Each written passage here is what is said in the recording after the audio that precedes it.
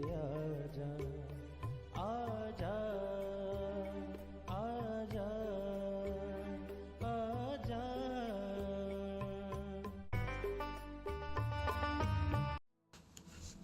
Praise the Lord everyone. मैं pastor Kulbhushan Johar, Asian church of Christ, Vancouver BC से programme नई जिंदगी की ओर में आप सबका बहुत बहुत स्वागत करता हूं। मैं उम्मीद करता हूं आप सब लोग अच्छे होंगे, तंदुरुस्त होंगे और परमेश्वर के कलाम में बढ़ रहे होंगे। तो आइए, हर बार की तरह परमेश्वर के कलाम में से सीखने से पहले, वचन को पढ़ने से पहले, आइए अपने सरों को हम झुकाएंगे, अपनी आंखों को बंद करेंगे। आइए हम प्रार्थना में जाएंगे। सर्वशक्तिमान परमेश्वर यीशु मसीह नासरी, हम आपका धन्यवाद करते हैं। आप अच्छे, सच्चे, जीवित, दया करने वाले परमेश्वर हैं। दुआओं को सुनते हैं खुदावंद। इस वक्त आपने हमें ये मौका दिया, हम आपकी हजूरी में बैठ सकें, वचनों में से सीख सकें। होने दे परमेश्वर, जब आज आपके कलाम को हम पढ़ें, ये वचन हम में से हर एक को नई जिंदगी के साथ जोड़ दें। कोई भी अंधकार की शक्ति इन वचनों के फलों को चुरा ना सके। सुनने वाले हर एक अपने भाई, बहन, बच्चे, बुजुर्ग के ऊपर मैं आपकी दया, आपकी आशीष को मांगता हूँ। यीशु मसीह के सामर्थी नाम से हम मांगते हैं, आमीन आमीन हालेलुया। मैं स्वागत करता हूं आप सबका प्रभु यीशु मसीह की हुजूरी में। मैंने आपसे पिछले हफ्ते में बात की थी कि अक्सर इस बात को हम सुनते हैं कि हम में से हर एक में परमेश्वर का आत्मा बसता है, हम में से हर एक में परमेश्वर का आत्मा रहता है। पर मैंने आपको वचन में से बताया था, रोमन्स 8 अध्याय 9 आयत में लिखा है, परंतु जबकि परमेश्वर का आत्मा तुम में बसता है तो तुम शारीरिक दशा में नहीं परंतु आत्मिक दशा में हो। तो यदि किसी में मसीह का आत्मा नहीं तो वो उसका जन नहीं। हालेलुया। इसका मतलब ऐसा नहीं है कि हर एक में परमेश्वर का आत्मा बसता है। बसने के लिए मैंने आपको ग्रीक भाषा में जो वर्ड था उसका मतलब बताया था। उसका मतलब मैंने आपको बताया था, अगर वो तुम्हारा घर है, तुम्हारा वो हाउस बन चुका है, इसके लिए यशप ग्रीक भाषा का वर्ड भी यूज हुआ है, इब्रानी भाषा का, जिसका मतलब है कि जैसे हम भजन संहिता 91 में पढ़ते हैं कि अगर तुम परम प्रधान के चाहे हुए स्थान में बैठे रहोगे, उसके साथ जुड़े रहोगे, अगर ऐसा होता है तब ही तुम परमेश्वर की आत्मा से भरे हुए हो और वो तुम्हारा घर है। और इसकी निशानी मैंने आपको बताई थी कि वो व्यक्ति जो परमेश्वर के आत्मा से भरा होगा, जिसमें परमेश्वर का आत्मा होगा, वो व्यक्ति हमेशा अगापे लव में होगा। वो कभी भी ऐसे प्यार में नहीं होगा जो फिलियो लव है, जिसका मतलब सिर्फ ये है कि जब तक मुझे किसी से फायदा है तब तक वो उसको लाइक भी करेगा, उसके डिसलाइक को भी अप्रूव करेगा, पर जैसे ही उसका काम निकल गया उसके बाद तू कौन और मैं कौन। तो ये अगापे प्रेम नहीं। अगापे प्रेम कौन सा? अगापे प्रेम जो परमेश्वर ने जगत से प्रेम किया, अपना इकलौता पुत्र दे दिया। सेम प्रेम अगर आपकी लाइफ में नहीं तो बाइबल कहती है तुम में परमेश्वर का आत्मा नहीं और तुम मेरे जन नहीं। हालेलुया। अब हम लोग देखेंगे परमेश्वर के वचन में से कि क्यों ऐसा होता है और कैसे इसको हम सही कर सकते हैं, इसका सल्यूशन क्या है। आइए हम देखते हैं इब्रानी की किताब 9 अध्याय उसकी 14 आयत को हम पढ़ेंगे।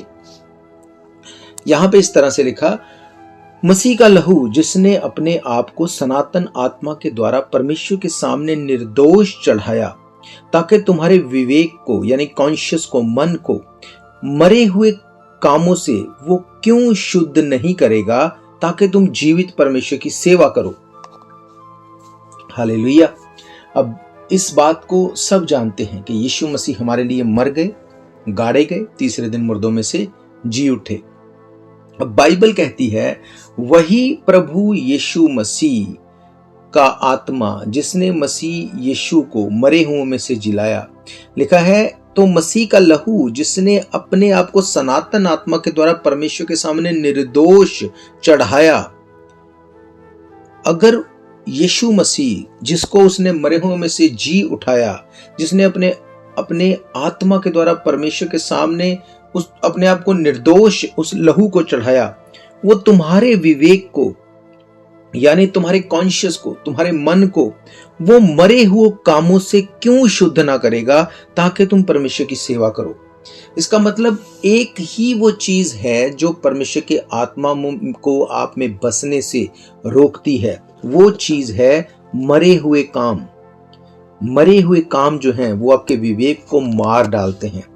अगर आपके काम मरे हुए हैं तो बाइबल कहती है कि तुम ये नहीं बोल सकते कि परमेश्वर का आत्मा तुम में बसता है। और अब परमेश्वर ने क्यों ऐसा कहा कि वो तुम्हारे मरे हुए कामों से तुमको जीवित करेगा ताकि तुम उसकी सेवा करो। ये हमारी ये मेन बुलाहट है ताकि हम परमेश्वर की सेवा करने पाए। हालेलुया। बहुत बार ये चीज जो है लोग मिस कर देते हैं कि हाँ, अब अगर हमें प्रॉब्लम थी वो प्रॉब्लम सॉर्ट आउट हो गई, दैट्स इट। अब आगे क्या प्लान है, अब आगे कुछ नहीं, प्रॉब्लम थी, प्रॉब्लम चलेगी। मेरे प्रियो, इसीलिए कई बार लोग प्रॉब्लम में से निकलते हैं पर कुछ टाइम के लिए फिर से प्रॉब्लम उनकी लाइफ में आ जाती है। वजह क्या वजह ये कि वो परमेश्वर के उस प्लान को, परमेश्वर के काम को करने के लिए अपने आप को नहीं देते। हालेलुया। बाइबल कहती अगर परमेश्वर का आत्मा तुम में होगा तो तुम्हारे मरे हुए कामों से तुम्हें छुड़ाएगा, तुम्हारे उन मरे हुए कामों से वो तुम्हें आजाद कर देगा। बाइबल कहती है जहां कहीं परमेश्वर का आत्मा है वहां पर आजादी है।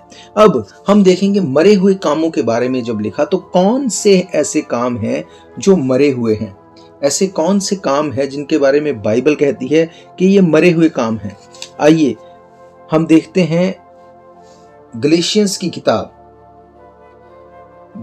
किताब उसका 5 अध्याय उसकी 19 आयत को अगर हम पढ़ें, यहां पे लिखा शरीर के काम तो प्रकट हैं, अर्थात व्यभिचार, गंदे काम, लुच्चपन, मूर्ति पूजा, टोना, वैर, झगड़ा, ईर्ष्या, क्रोध, विरोध, फूट, विधर्म, डाह, मतवालापन, लीला क्रीड़ा, इसके जैसे और काम हैं। इनके विषय में मैं पहले से तुम्हें कह देता हूं, जैसा पहले भी कह चुका हूं, ऐसे काम करने वाले परमेश्वर के राज्य के वारिस नहीं होंगे।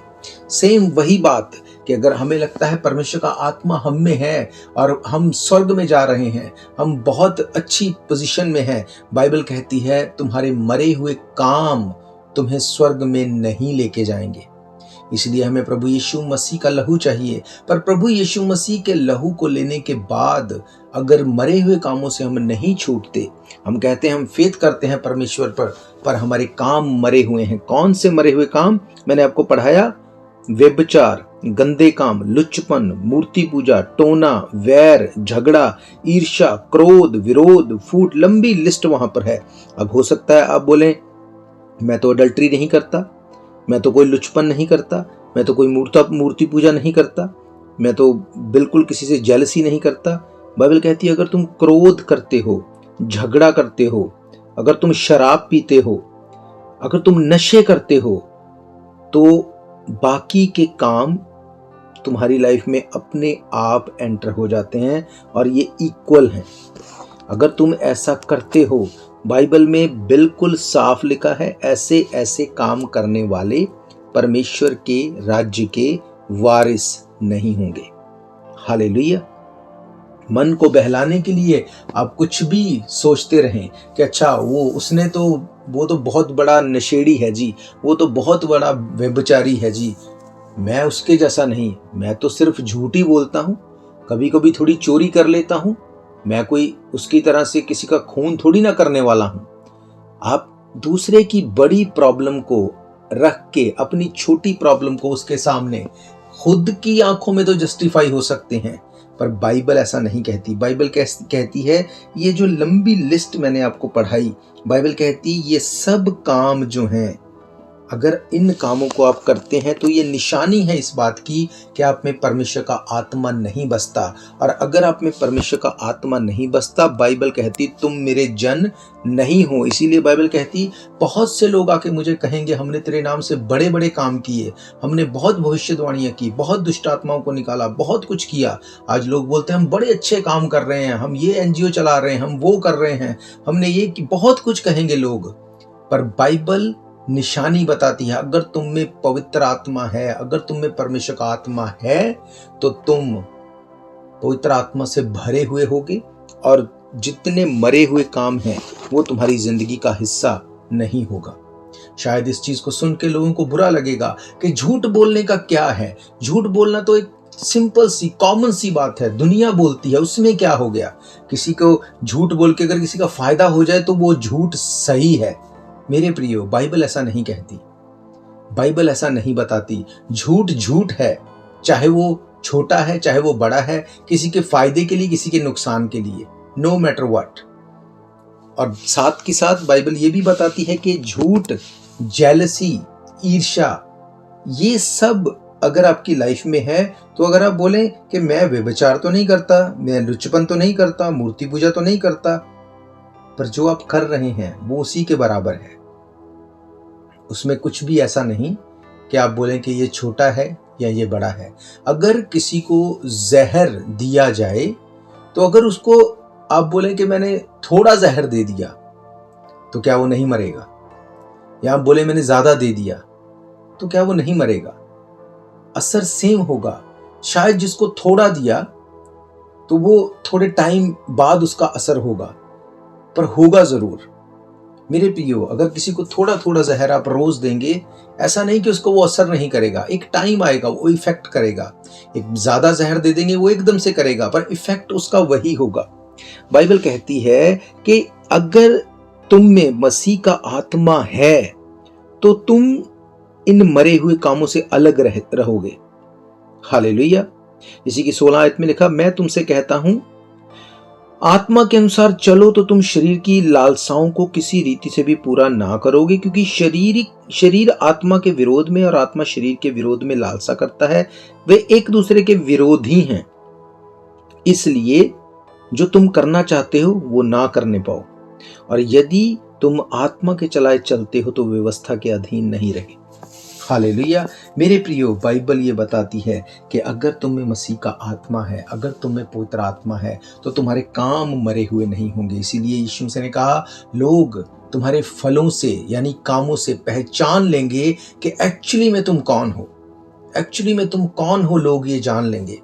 बहुत बार लोग अच्छा बनने का नाटक करते हैं कि हम बहुत अच्छे हैं, पर जैसे ही प्रेशर आता है, जैसे ही लाइफ में वो चांस मिलता है कि मैं इसको एडवांटेज ले लूं और किसी को पता नहीं चलेगा और मैं फायदे में हूं, तब भी क्या आप उसको करते हैं या छोड़ देते हैं? हालेलुया। मेरे प्रियो, जो टूथपेस्ट आप देखते हैं, अगर उस टूथपेस्ट की अगर ट्यूब को आप देखें, वो कितनी सुंदर लगती है बाहर से, कलरफुल देखने में। आप अगर उसके ऊपर किसी के ऊपर अगर आप देखें कि कुछ ऐसा लिखा है कि इसमें ये केमिकल डले हैं, इसमें नमक डला है, इसमें दूध डला है, इसमें ये बहुत चीजें उस पर लिखी हैं। अब वो दिखाए बताए जो मर्जी, जो उसके अंदर से निकलेगा वही एक्चुअली में उसमें है। अब वो अंदर से निकलेगा कैसे? आपके बोलने से निकलेगा। आप बोलेंगे इसके अंदर से दूध आ जाए, इसके अंदर से नमक आ जाए, कुछ भी आप बोलेंगे ये केमिकल आ जाए, नहीं।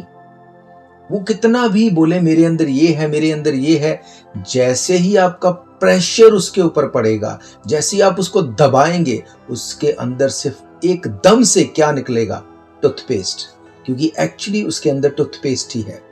हाँ, उसमें इंग्रेडिएंट के तौर पे वो जो भी लिखा है वो हो सकता है हो, पर जो निकलेगा वो वही है जो एक्चुअली में उसके अंदर है, वो पेस्ट ही निकलेगी। हालेलुया। बहुत बार इसी तरह से होता है, लोगों के अंदर जो है वो ईर्ष्या, वैरभाव, झगड़ा, क्रोध, निंदा, गालियां, व्यभिचार, ये भरा पड़ा है, पर दिखाया क्या जाता है? वी आर सो गुड, हम बहुत अच्छे हैं। मैं अक्सर बोलता हूं, किसी भी धार्मिक स्थल पे आके कोई भी ये नहीं दिखाएगा कि एक्चुअली वो क्या है, वो अच्छा बन के रहेगा, पर पता तब चलता है जब जैसे ही स्टेप आउट होते हैं इन जगहों से, बाहर निकलते ही पता चलता है कि एक्चुअली में आप कौन हैं। जब तक आप प्रार्थना करते हैं, जब तक आप बाइबल पढ़ते हैं, जब तक आप भवन में हैं, आप अपने आप को अच्छा फील करते हैं, आपको लगता है कि हाँ सब कुछ सही है, पर पता तब चलता है एक्चुअली में आप कौन हैं जब आप दूसरे लोगों से मिलते हैं, बात करते हैं, दूसरे लोगों में आप जाते हैं। बाइबल कहती है अगर मसीह का आत्मा तुम में है तो तुम डबल फेस नहीं रहोगे। आप जानते हैं बाइबल में यूहन्ना बपतिस्मा दाता ने, जब उसके पास लोग बपतिस्मा लेने आते थे, वो लोग जो पाप से भरे पड़े थे, जब वो यीशु मसीह के आने से पहले जब यूहन्ना बपतिस्मा दाता के पास जाते थे बपतिस्मा लेने के लिए, क्यों? क्योंकि 400 साल तक कोई भी प्रॉफिट नहीं था, कोई भविष्यद्वक्ता नहीं था। तो जब यूहन्ना बपतिस्मा दाता दूर से उनको देखता है, वो उनको गुस्से में बोलता है कि हे सांप के बच्चों, तुम्हें किसने चिता दिया कि आने वाले क्रोध से भागो? किसने तुम्हें बता दिया कि तुम जाके बपतिस्मा लो? वो उनको क्या बोलता है? उनको बोलता है सांप के बच्चों। क्यों वहां पे सांप की ही एग्जाम्पल दी गई? क्योंकि सांप की दो जीभें होती हैं। सांप की एक नेचर है कि वो जिगजैग करके चलता है, वो टेढ़ा होके चलता है, पर जैसे ही उसको अपने बिल में घुसना होता है वो बिल्कुल सीधा चला जाता है। इसी तरह से बहुत से लोगों की नेचर है, उनको हर चीज को टेढ़ा मेढ़ा, उनको सब कुछ करना है, हर चीज को उनको करना है, पर जब अपना फायदा है तो सीधा अपना फायदा दिखता है। मेरे प्रियो, परमेश्वर के राज्य में ऐसा नहीं। बाइबल साफ कहती है कि ऐसे ऐसे काम करने वाले जो हैं वो परमेश्वर के राज्य के वारिस नहीं होंगे। हालेलुया। आपको अच्छा लगे, आपको ना लगे, आप इसको एंजॉय करें, आप इसको ना करें, आपको कुछ भी लगे, पर बाइबल का वचन अटल है, वो टल नहीं सकता। एक एक बिंदु, एक एक मात्रा बनी रहेगी। बाइबल कहती जमीन आसमान टल जाएंगे, मेरे कहा हुआ एक भी वचन जो है वो नहीं टलेगा। हालेलुया। मेरे प्रियो, बाइबल ये बताती है, पहला कुरिन्थियों 9 अध्याय अगर आप पढ़ेंगे उसकी 24 आयत से, वहां पे लिखा, पौलुस कहता कि तुम नहीं जानते कि दौड़ में तो सब दौड़ते हैं परंतु इनाम एक ही ले जाता है। तुम वैसे ही दौड़ो कि जीतो। हर एक पहलवान सब प्रकार का संयम रखता है। वे तो एक मुरझाने वाले मुकुट को पाने के लिए ये सब करता है, परंतु हम उस मुकुट के लिए करते हैं जो कि मुरझाने का नहीं। इसलिए मैं तो इसी रीति से दौड़ता हूं, परंतु लक्ष्यहीन नहीं। मैं भी इसी रीति से मुक्कों से लड़ता हूं, परंतु उसके समान नहीं जो हवा को पीटता हुआ लड़ता है, परंतु मैं अपनी देह को मारता कूटता और वश में लाता हूं, ऐसा ना हो कि औरों को प्रचार करके मैं अपन आप ही किसी रीति से निकम्मा ठहरूं। हालेलुया। मेरे प्रियो, आज दूसरे को बताना, सलाह देना, दूसरों को चीजों को जज करना बड़ा इजी है, पर हम खुद अपनी लाइफ में क्या करते हैं? बाइबल कहती, क्या तुम में मसीह का आत्मा बसता है? क्या तुम में परमेश्वर का आत्मा है? हर एक जन बोलता है हाँ हम में परमेश्वर का आत्मा है। नहीं, बाइबल ऐसा नहीं कहती। बाइबल कहती है अगर तुम में मसीह का आत्मा बसता है तो तुम अगापे प्रेम करने वाले होंगे। अगर तुम में मसीह का आत्मा बसता है तो मरे हुए काम तुम्हारी लाइफ में नहीं होंगे, तुम उन मरे हुए काम में फंसे हुए नहीं होंगे। पौलुस कहता है जिस दौड़ में तुम्हें दौड़ना है धीरज से दौड़ो। मसीही लाइफ दौड़ को दौड़ने वालों के लिए है। मेरे प्रियो, हम इस बात को समझें कि परमेश्वर ने हमें बुलाया है, हमारी एक बुलाहट है। हम स्वर्गीय स्थानों में रहने के लिए, स्वर्ग में ना सिर्फ खुद पर दूसरों को लेके जाने के लिए बुलाए गए हैं।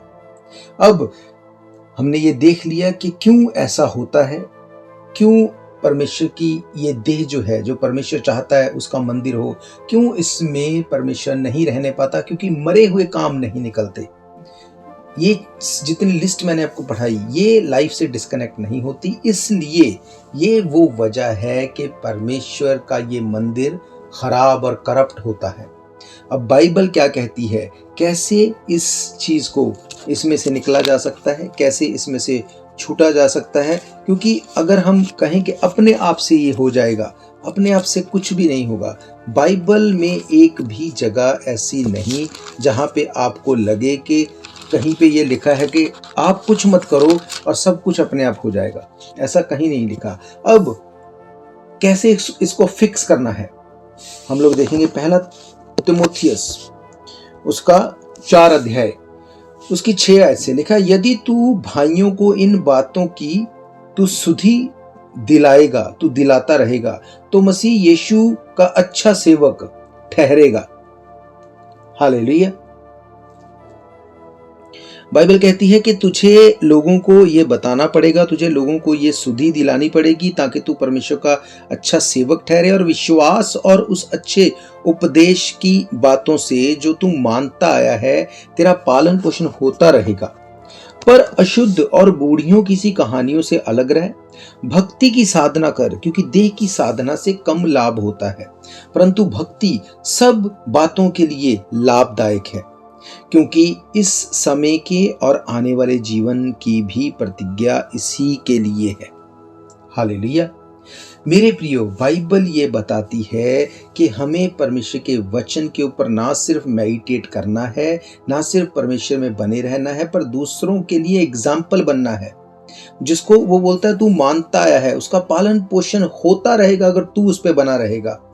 अशुद्ध और बूढ़ियों की कहानियों से अलग रहे, ऐसी बातों से दूर रह के दूसरों को जाके हर चीज में एडवाइस कर, सलाह कर, पर खुद तेरी लाइफ वैसी नहीं, क्योंकि देह की साधना से कम लाभ होता है, पर भक्ति सब बातों के लिए लाभदायक है। कौन सी भक्ति? इन बुरे कामों से, इन गंदे कामों से अलग रहना एक भक्ति है। पौलुस कहता है मैं अपने आप को मारता, कूटता और वश में लेके आता हूं। मेरे प्रियो, बाइबल एक ऐसी इतिहास की किताब है जिसमें अगर कुछ गलत भी किया लोगों ने, उसको कभी भी हाइड नहीं किया गया, उसको बताया गया। इसमें सिर्फ अच्छी चीजों के बारे में नहीं लिखा गया, इसमें जो गलतियां लोगों ने की उसके बारे में भी लिखा गया। ऐसा क्यों? ताकि उसको पढ़ के हम एक लेसन को लर्न कर सकें कि हमें ऐसा नहीं करना। बाइबल कहती है कि हर चीज जो है वो हमारे लिए भलाई को लेके आएगी अगर हम मसीह के ऊपर फेथ करते हैं, उसकी बुलाहट के अकॉर्डिंग बुलाए गए हैं। अब बाइबल कहती है कि देह की साधना से कम लाभ होता है, पर भक्ति सब बातों के लिए लाभदायक है, क्योंकि इस समय के और आने वाले जीवन की प्रतिज्ञा इसी के लिए है। हालेलुया। मेरे प्रियो, बाइबल कहती है कि हम इन मरे हुए कामों से अगर नहीं छूटेंगे, परमेश्वर के राज्य में वारिस नहीं हो सकते। यीशु मसीह का लहू हमारे विवेक को, बुरे मन को, कॉन्शियस को उन मरे हुए कामों से वो अलग कर देगा और शुद्ध करके हमें वो जीवित कर देगा। क्यों? ताकि हम परमेश्वर की सेवा करें। हालेलुया। सेवा करने का मतलब सिर्फ पुलपिट पे आना नहीं। सेवा करने का मतलब आप प्रार्थना कर सकते हैं, जिन लोगों को परमेश्वर ने प्लेटफॉर्म्स दिए उनके लिए आप सपोर्ट कर सकते हैं, आप उपवास कर सकते हैं, आप बाइबल को पढ़ सकते हैं। जो कुछ सोशल मीडिया पे शेयर किया जाता है, आप उसको लोगों के साथ शेयर कर सकते हैं। बहुत कुछ करना पड़ता है एडिटिंग में और शूटिंग में और रिकॉर्डिंग में, आप सब चीज़ों को नहीं कर सकते, पर जो किया जाता है, आप जाओ वेबसाइट पे, पेज पे, उसको जाके शेयर करो, वो भी एक तरह की सेवा है। हालेलुया। ईमानदार बने रहना, अपने कैरेक्टर को साफ और सीधा रखना, झूठ, वैर भाव, जेलसी, ईर्ष्या से अलग रहना। जब आप ऐसे कामों को करेंगे, बाइबल कहती है वो तुम्हारे मरे हुए कामों से तुम्हें निकाल लेगा और वो तुम्हें तुम्हारे गुनाहों से अलग कर देगा। यीशु मसीह का लहू तुम्हारे विवेक को, जो मरे हुए कामों में फंसा हुआ है, उसमें से तुम्हें निकाल लेगा। हालेलुया। मेरे प्रियो, मेरा ये फेथ है, ये वचन आपकी जिंदगी में काम करेंगे। अगर आप ये बोलते हैं कि परमेश्वर का आत्मा मुझ में बसता है, तो आपके काम मरे हुए नहीं होंगे। आप इन सब चीज़ों से अलग रहेंगे जिनको बाइबल में बताया गया कि कौन से ऐसे शरीर के काम हैं जो आपको परमेश्वर के, मसीह के मंदिर को बनने से रोकता है। हालेलुया। मेरा ये फेथ है, इन वचनों के साथ आप ब्लेस्ड हैं। मैं आपको बताना चाहता हूं, अगर इन प्रोग्राम्स को आप फिर से सुनना चाहते हैं, आप हमारे YouTube channel Asian church of Christ Vancouver BC पे जाके डेट वाइज सर्च करके इन प्रोग्राम्स को फिर से सुन सकते हैं। इसके अलावा TV, radio, YouTube, TikTok, Rumble, podcast, हर एक सोशल मीडिया के माध्यम से एवरी डे इन प्रोग्राम्स को आप सुन सकते हैं। अगर आप परमेश्वर के भवन में आके सभा को अटेंड करना चाहते हैं, हर इतवार दोपहर 1 बजे हम परमेश्वर के भवन में मिलते हैं। इसके अलावा आपकी कोई भी प्रेयर रिक्वेस्ट है, कोई भी क्वेश्चन है, कोई भी डाउट है, तब भी आप हमें कॉल कर सकते हैं। नंबर आप जानते हैं 7788922250। इसके अलावा मैं आपको बताना चाहता हूँ, हर महीने के पहले सैटरडे संडे 24 घंटे की चेन प्रेयर होती है। 24 घंटे हम लोग प्रेयर में होते हैं। अगर आपकी कोई भी प्रेयर रिक्वेस्ट है, आप अपनी प्रार्थना के विषय को भेज सकते हैं। आप हमें टेक्स्ट कर सकते हैं, आप हमें ईमेल कर सकते हैं, आप हमारी वेबसाइट पर जाके फॉर्म फिल कर सकते हैं। जब आप अपनी प्रार्थनाओं के विषयों के भेजेंगे तो हम सब मिल के उनके लिए प्रार्थना करेंगे। मेरा ये फेथ है आपकी प्रेयर का आंसर होगा। हालेलुया। मेरे प्रियो, आपको कुछ नहीं करना, आपको सिर्फ अपनी रिक्वेस्ट को भेजना है, जैसे नॉर्मली अपने मैसेजेस को हम भेजते हैं। और जब सब हम मिल के दुआ करेंगे, मेरा ये फेथ है आपकी ज़िंदगी सेम नहीं होगी। हालेलुया। तो मैं आप सबके लिए दुआ करूंगा। अपनी आंखों को आप लोग बंद करेंगे। अगर आप बीमार हैं, अपनी बीमारी वाली जगह के ऊपर हाथ रखो और इस चीज को मुंह खोल के अंगीकार करो। परमेश्वर, आपका आत्मा हम में बसने पाए, हम तेरी देह, तेरा मंदिर, तेरा घर बनने पाए। खुदावंद, हम अपने पापों से तौबा करते हैं, यीशु मसीह को अपना उद्धारकर्ता ग्रहण करते हैं। हमारे गुनाहों को हमसे अलग करें, हमें अपने बेटे बेटियां होने का अधिकार दें, अपने राज्य के निर्माण के लिए इस्तेमाल करें, क्योंकि आपके वचन में लिखा है आप हमारे मरे हुए कामों से हमें इसीलिए छुड़ाते हैं ताकि हम आपकी सेवा कर सके। खुदावंद, हम पे दया करें, यीशु मसीह के नाम से मांगते, आमीन। आइए मैं आप सबके लिए दुआ करूंगा। सर्वशक्तिमान परमेश्वर यीशु मसीह नासरी, इस वक्त मैं प्रार्थना करता हूं अपने सुनने वाले हर एक भाई बहन, बच्चे, बुजुर्ग के लिए। महान परमेश्वर, मैं प्रार्थना करता हूं इनमें से अगर कोई भी बीमार है, कोई भी प्रॉब्लम में है, ट्रबल में है, यीशु मसीह के सामर्थी नाम से मैं तेरे पाक और पवित्र लहू को इनके ऊपर लगाता हूं। इनकी बीमारियां गिरे, ट्रबल गिरे, प्रॉब्लम गिरे। अपनी बीमारी को बोल के मुंह से डांटो, अपनी लाइफ से जाने के लिए बोलो, यीशु मसीह के नाम से हील हो जाओ और चंगे हो जाओ। खुदा, मैं तेरे लोगों को ब्लेस करता हूं, गवाही के साथ खड़े हूं, इनकी हर बीमारी छोड़े और चली जाए। यीशु मसीह के सामर्थी नाम से हम मांगते हैं, आमीन, आमीन। हालेलुया। तो मैं सबका धन्यवाद करता हूं। हम फिर मिलेंगे परमेश्वर की हुजूरी में। तब तक के लिए आप सबको प्रेज द लॉर्ड, जय मसीह की। God bless you all. शायद ये मौका होगा आखिरी, तुझको बुला रहा है नासरी। धोखा ही धोखा संसार है, प्रभु यीशु का सच्चा प्यार है।